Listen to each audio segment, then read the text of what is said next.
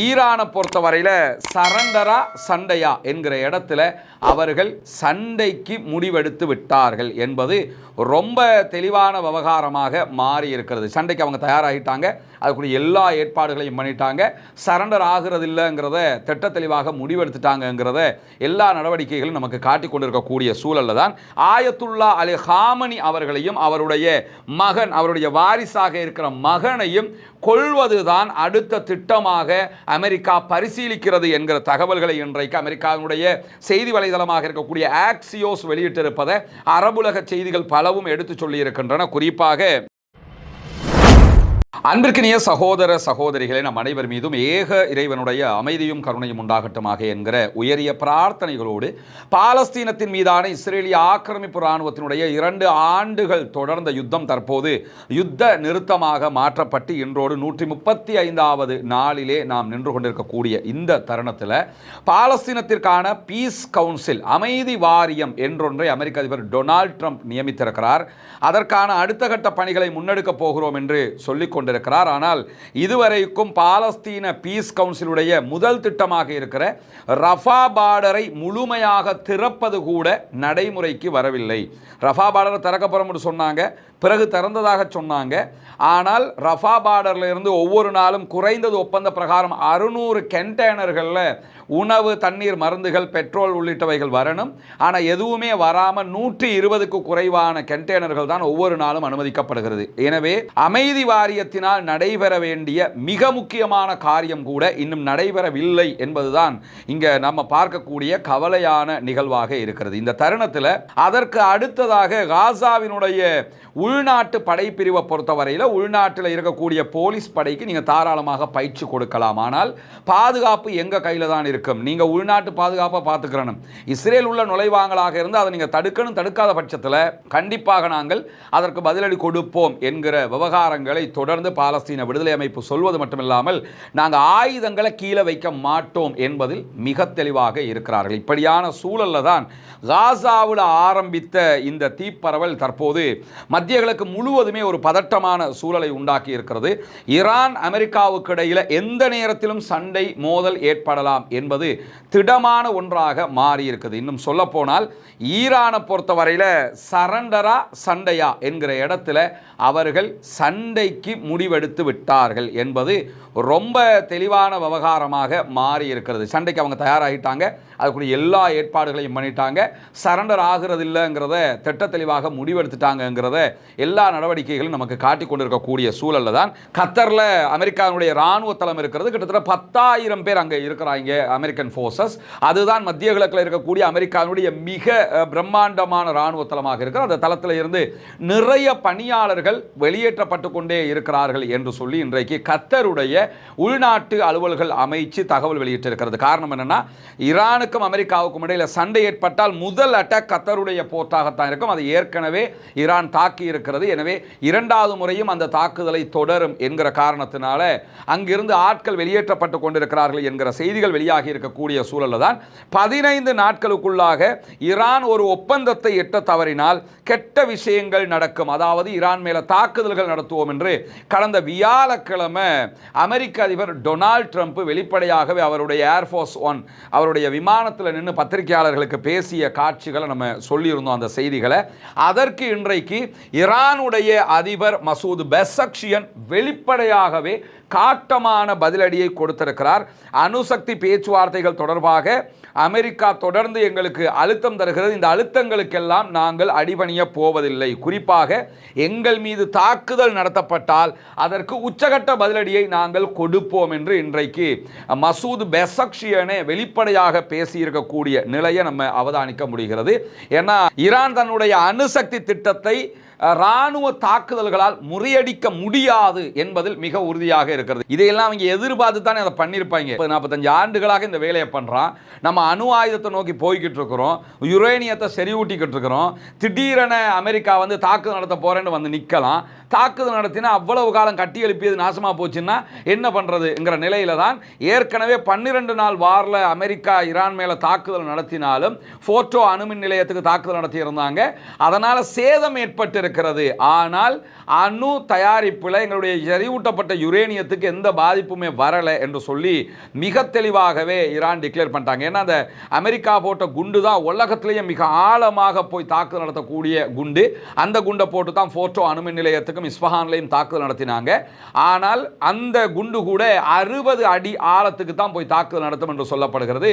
ஆனால் ஈரானுடைய இந்த அணு செறிவூட்டக்கூடிய யுரேனியத்தை செறிவூட்டக்கூடிய தளம் 80 அடி ஆழத்துக்கு கீழே இருக்கிறது. எனவே அது சேதத்தை உண்டாக்கி இருக்குதே தவிர எங்களுடைய அணு செறிவூட்டலுக்கு எந்த பாதிப்பும் வரவில்லை என்பதை ஈரான் மிக திட்ட தெளிவாக சொல்லுகிற அதே நேரத்தில் மீதான தாக்குதல்கள் சேதங்களை உண்டு பண்ணலாம்.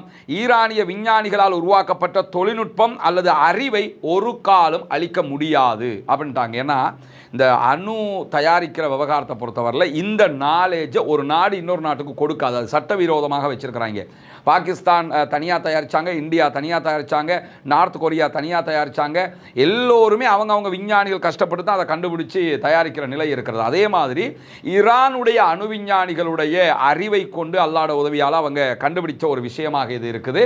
அதே நேரத்தில் இது ஒரு உயர் தொழில்நுட்பமாகவும் அவர்கள் கருதுகிறார்கள். அப்படி இருக்கும்போது சாதாரணமாக ஒரு ஒப்பந்தத்தினால் இதை இழந்துட்டு போகிறதுக்கு நாங்கள் தயார் இல்லை. நீங்கள் எங்கள் மேலே குண்டு போடலாம், குண்டு போட்டால் சேதம் ஏற்படுமே தவிர எங்களுடைய அறிவையோ தொழில்நுட்பத்தையோ இல்லாதொழிக்க முடியாது என்கிறார் மசூத் பெசக்ஷியன். மேலதிகமாக அவர் சொல்லுகிற இன்னொரு செய்தி என்னென்னு கேட்டால், குண்டு வீச்சுக்கள் மூலம் அழிக்க முடியாத உண்மையான சாதனைகளை நாங்கள் ஈரானுக்குள் உருவாக்கி வைத்திருக்கிறோம் அப்படிங்கிறாரு. அதனால் ஒரு அட்டாக் நடந்தால் தான் என்ன நடக்க போகுதுங்கிறது தெரியுமே தவிர ஈரானுக்குள்ளே என்ன இருக்குங்கிறது அமெரிக்காவுக்கோ இஸ்ரேலுக்கோ தெரியாத விஷயங்கள் என்பதை நம்ம புரிஞ்சுக்கிறோம். அதை தாண்டி ஈரானுடைய ஃபாரின் மினிஸ்டர் அப்பாஸ் அராக்சி பேசுகிற நேரத்தில் என்ன சொல்கிறாருன்னு கேட்டால், 12 நாள் வார்லையும் எங்களுடைய அணுத்தளங்கள் ஓரளவுக்கு சேதத்தை உண்டாக்கியதை தவிர வேறு எந்த பாதிப்புகளும் எங்களுக்கு வரவில்லை. உடனடியாக அதை மறுசீரமைக்கிற அளவுக்கு எங்கள்கிட்ட விஞ்ஞானிகள் இருக்கிறாங்க, எங்களிடம் அறிவுகள் இருந்தது, தொழில்நுட்பம் எங்களுடைய அப்படியே நிலைத்திருக்கிறது. எனவே யுத்தத்தின் மூலமாக அடைய தவறியதை தற்போது பேச்சுவார்த்தையினூடாக அடைந்து கொள்வதற்கு அமெரிக்காவும் இஸ்ரேலும் எத்தனிக்கிறது. யுத்தத்திலேயே அடைய முடியாததை நாங்கள் பேசுகிற டேபிளில் கொண்டு வந்து வெப்பம் எதிர்பார்த்துறாதீங்க அப்படின்னு திட்ட தெளிவாக சொல்லிட்டாரு. 12 நாள் வார் நீங்கள் எதுக்கு நடத்தினீங்க? இந்த அணு திட்டத்தை அழிக்கணும்னு நடத்தினீங்க. அதை நீங்கள் அழிச்சிருந்தா இப்போ இப்படி ஒரு பிரச்சனைக்கு வந்திருப்பீங்களா? வந்திருக்கவே மாட்டீங்க. எனவே நீங்கள் அதை அழிக்கலை.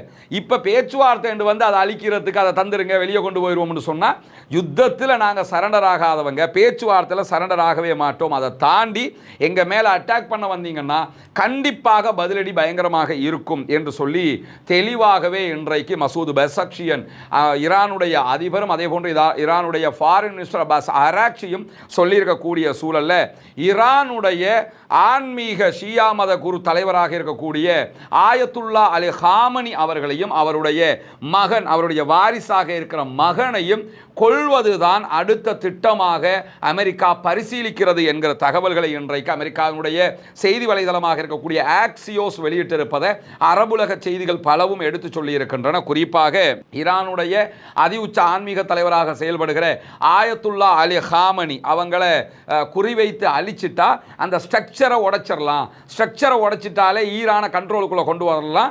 ஆயத்துல்லா அலி ஹாமனி தான் அதை பிடிச்சிக்கிட்டு நிற்கிறாரு என்பதுதான் அமெரிக்காவுடைய நம்பிக்கை. அந்த அடிப்படையில் தான் அந்த தாக்குதலுக்கு தயாராகி வருவதாகவும், குறிப்பாக ஈரானுடைய அதி உச்ச தலைவராக இருக்கிற ஆயத்துல்லா அலி ஹாமனி அதே போன்று அவருடைய மகன் முஜ்தபா, இந்த 2 பேரையுமே கொள்வதற்கு ஒரு திட்டத்தை அமெரிக்கா தீட்டி இருக்கிறது என்பதுதான் ஆக்சியோஸ் வெளியிடக்கூடிய தகவலாக இருக்கிறது. இப்படியான சூழல்ல ஈரான் என்ன செய்கிறது? தன்னுடைய ஆன்மீக தலைவர் அமெரிக்கா குறிவைக்க பார்க்குது. அப்ப அடுத்த கட்டத்துக்கு ஈரான் என்ன பண்ண பார்க்குது என்பதை பொறுத்தவரை இன்றைக்கு வெளியாக இருக்கக்கூடிய தகவல்கள் பிரகாரம் ஈரான் ஈராக்கினுடைய மேற்கு எல்லையில், ஈரான் ஈராக் பார்டரில் ஈராக்கினுடைய மேற்கு எல்லையில் நிறைய ஏவுகணைகளை, பாலிஸ்டிக் ஏவுகணைகளை தற்போது தயார் நிலையில் வைத்திருக்கிறது. அதே போன்று இஸ்ரேலை நோக்கி நிறைய ஏவுகணைகளை தயார் நிலையில் வைத்திருக்கிறது. அதே போன்று தெற்கு வளைகுடா கடற்கரையில் நிறைய ஏவுகணைகள், பாலிஸ்டிக் ஏவுகணைகளை தயார் நிலையில் வைத்திருக்கக்கூடிய ஈரான் அமெரிக்காவினுடைய இராணுவ தளங்கள், அதே போன்று பிராந்தியத்தில் இருக்கக்கூடிய மற்ற இலக்குகள் எல்லாவற்றையும் நோக்கி பாலிஸ்டிக் ஏவுகணைகளை தயார் நிலையில் வைத்திருக்கிறது. இதை தாண்டி நியூயார்க் டைம்ஸ் சொல்லிட்டு இருக்கக்கூடிய தகவல்கள்ல யுத்தம் என்று வந்தால் முதலில் ஈரான் அமெரிக்காவினுடைய கப்பல்களை நோக்கியும் அதே போன்று வளைகுடாவில் இருக்கக்கூடிய இலக்குகளை நோக்கியும் இஸ்ரேலை நோக்கி கடுமையான தாக்குதல்களை நடத்தும். ஏன்னா ஈரானை பொறுத்தவரை ஈரானுடைய விமானப்படைக்கான பலம்ங்கிறது கம்மி தான். ஏன்னா அவங்கள்ட்ட அதுக்குரிய தொழில்நுட்பங்கள் இல்லை, நிறைய சர்வதேச தடைகளால் அவங்களுக்கு அதை டெவலப் பண்ண முடியலை. அதனால தான் ஆயத்துல்லா அலி ஹாமனியினுடைய ஆலோசனை பிரகாரம் அவங்க என்ன பண்ணாங்கன்னா இந்த பாலிஸ்டிக் ஏவுகணைகளை தயாரிக்க ஆரம்பித்தார்கள். ஈரான்கிட்ட இருக்கக்கூடிய பெரிய பலமே என்னன்னு கேட்டால் விமானப்பட அந்த படை அதெல்லாம் தாண்டி அவங்கள்ட்ட இருக்கிற ட்ரோனும் அதே போன்று அவர்களிடம் இருக்கக்கூடிய இந்த பாலிஸ்டிக் ஏவுகணைகளும். அதில் இருக்கக்கூடிய இன்னொரு முக்கியமான பலம் என்னன்னு கேட்டால் அவங்ககிட்ட எவ்வளவுக்கு நிஜமான ட்ரோன்கள் இருக்கிறதோ அதை விட அதிகமாக டம்மி ட்ரோன்கள் இருக்கிறது. அதையும் பண்ணி வச்சிருக்கிறாங்க. அது எதுக்காக பண்ணி வச்சிருக்கிறாங்கன்னு கேட்டால் ஒரு தாக்குதல் என்று வருகிற போது முதலாவது அவங்க டம்மி ட்ரோனை தான் அனுப்புகிறாங்க. அனுப்பினா அங்கே இருக்கக்கூடிய அயன் டோம் அல்லது தேட் அதில் இருக்கக்கூடிய ஏவுகணைகளை டம்மி ட்ரோனை வந்து அழிச்சுக்கிட்டே இருக்கும். அந்த ட்ரோனை அழிக்கிறதுனால ஈரானுக்கு எந்த லாஸும் கிடையாது, எந்த நஷ்டமும் கிடையாது. அதை அழிச்சதுக்கு பிறகு ஒரிஜினல் ட்ரோன் போகுது. அதற்கு பிறகு பாலிஸ்டிக் மிசைல்களை அனுப்பி தாக்குதல்களை நடத்துவார்கள். இதுதான் கடந்த காலங்களிலும் அவங்க செஞ்சது. இப்போ இந்த மாதிரி ஏவுகணைகளை பல இடங்களில் குவித்து வைத்திருக்கக்கூடிய அதே நேரத்தில் ஆயத்துல்லா அலி ஹாமனியை மேற்கோள் காட்டி இன்றைக்கு ஈரானுடைய ஊடகங்கள் வெளியிட்டிருக்கக்கூடிய செய்தி பிரகாரம் இராணுவம் அதே போன்று அரசாங்க தலைமை பதவிகளில் இருக்கக்கூடிய முக்கியமான பதவிகளில் இருக்கிற ஒவ்வொரு பதவிகளுக்கும் 4 நிலை மறு பதவிகளை தற்போது ஆயத்துல்லா அலி ஹாமனி நியமித்திருக்கிறார். இப்போ மசூத் பெசக்ஷியன் இருக்கிறாங்கன்னு சொன்னா இவர் கொல்லப்பட்டார்னா அடுத்து யாரு, அவர் கொல்லப்பட்ட அடுத்து யாரு, அவர் கொல்லப்பட்ட அடுத்து யாரு, அவர் கொல்லப்பட்ட அடுத்து யாரு. இவருக்கு பிறகு 4 பேர் இருக்கிறாங்க. மொத்தம் மசூத் பெசக்ஷியனுடைய பதவியை அடுத்து அடுத்து அடுத்து அடுத்து ஏற்றுக்கொள்வதற்கு பின்னால் 4 பேர் இருப்பார்கள். ஆயத்துல்லா அலி ஹாமனி இருக்கிறார். அவர் கொல்லப்பட்டார்னா அவருக்கு பிறகு யாரு, அவருக்கு பிறகு யாரு, அப்படி 4 பேரை இவருக்கு பிறகு இவர், இவருக்கு பிறகு இவர் என்று சொல்லி 4 கட்டங்களில் ஒவ்வொரு தலைமை பதவிக்கும் பிரதமருக்கு அப்படி, அரச பதவிகளுக்கு அப்படி, இராணுவ தளபதிகளுக்கு அப்படி, கடற்படை தளபதிக்கு அப்படி, விமானப்படை தளபதிக்கு அப்படி, ஏவுகணை ஏவுகிறவங்களுக்கு அப்படி என்று சொல்லி ஒவ்வொரு பதவிகளுக்கும் 4 கட்ட தலைமை பொறுப்புகளை அவர் நியமித்து வைத்திருப்பதாகவும், தகவல் தொடர்பு துண்டிக்கப்பட்டாலோ, ஒருத்தரோடு ஒருத்தர் கான்டாக்ட் பண்ணிக்கொள்ள முடியாமல் போனாலோ அல்லது சம்பந்தப்பட்ட நபர் கொல்லப்பட்டாலோ அடுத்த முடிவுகளை அடுத்த கட்டத்தில் இருப்பவர் எடுப்பார். கடுமையான யுத்தம் நடந்துகிட்டு இருக்கும்போது ஆயத்துல்லா அலி ஹாமனிக்கும் மசூத் பெசக்ஷியனுக்கும் இடையில கம்யூனிகேஷன் கட் ஆயிடுச்சு. இவரை தொடர்பு கொள்ள முடியலன்னா இவருக்கு அடுத்த இடத்துல இருக்கிறவரை தொடர்பு கொண்டுருவார். இவருக்கு ஆயத்துல்லா அலி ஹாமனியை தொடர்பு கொள்ள முடியலன்னா அடுத்த கட்டத்தில் இருக்கிறவர் தொடர்பு கொள்வார். இப்படி என்ன பண்ணுவாங்கன்னு கேட்டால் முடிவுகள் எடுக்கிற ஒரு சங்கிலியையே அவர் உருவாக்கி இருக்கிறார். இதை கடந்த காலங்களிலே அவங்க இதுக்கு நிகராகத்தான் உருவாக்கி வச்சிருந்தாங்க. ஏன்னா 12 நாள் வாரில் உடனே அட்டாக் நடந்ததோடு அவங்க தேவையான மாற்றீடுகளை செய்து இஸ்ரேலோட படுபயங்கரமான ஒரு யுத்தத்தில் ஈடுபட்ட காட்சிகளை எல்லாம் நம்ம பார்த்துருக்கிறோம். அதனால தான் இப்படி ஒரு பலே திட்டத்தை அவர் உண்டாக்கி இருக்கக்கூடிய சூழலில் தான் இன்றைக்கு ஐரோப்பிய ஒன்றியத்தினுடைய அனைத்து படைகளையும் பயங்கரவாத பட்டியலில் இணைத்திருக்கிறது ஈரான். ஐரோப்பிய நாடுகளுடைய எல்லா இராணுவத்தையும், கடற்படை, விமானப்படை, அந்த படை, இந்த படை எல்லாத்தையுமே அவங்க மொத்தமாக பயங்கரவாத பட்டியலில் சேர்த்திருக்கிறாங்க. ஏன்னா ஐரோப்பிய யூனியன் ஈரானுடைய IRGC படைப்பிரிவை பயங்கரவாத பட்டியலில் சேர்த்தது. அதற்காகத்தான் அவங்க என்ன பண்ணியிருக்கிறாங்க, நாங்கள் என்னடா பயங்கரவாதி, நீங்கள் தான்டா பயங்கரவாதின்னு அவங்க ஒரு பட்டியலை போட்டுருக்காங்க. இந்த செய்திகள் எல்லாம் இன்றைக்கு வெளியாக இருக்கக்கூடிய செய்திகளை நம்ம பார்க்க முடிகிறது. எனவே பாலஸ்தீனம் வெற்றி பெற வேண்டும், பாலஸ்தீனம் சுதந்திரம் அடைய வேண்டும், பாலஸ்தீன மக்களும் நம்மை போன்ற நிம்மதியானவர்களாக மாற வேண்டும், வாழ வேண்டும் என்கிற உயரிய பிரார்த்தனைகளோடு பாலஸ்தீன அப்பாவிகளுக்காக தொடர்ந்தும் ஜனநாயக ரீதியாக குரல் எழுப்புவோமாக.